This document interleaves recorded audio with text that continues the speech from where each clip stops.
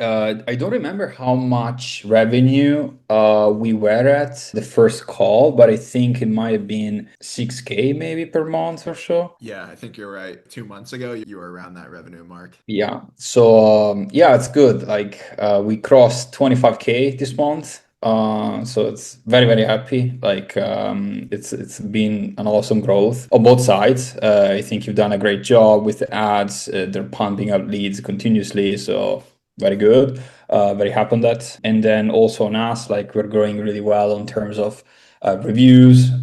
We have more than 65 reviews right now that are 5 stars average. Clients are very happy. They're coming on referral. Lots of packages sold. The one of the free deep cleaning that I was telling you, it's continued to sell. It's going well also there. Yeah, we still have like this week. Probably I'm going to end up the month at maybe 27, 28K. And the trajectory that I would like to achieve by the end of the year, and that's the goal that I would like us to focus on, is going to be anything between 50 and 100K. That's what I would like to go to.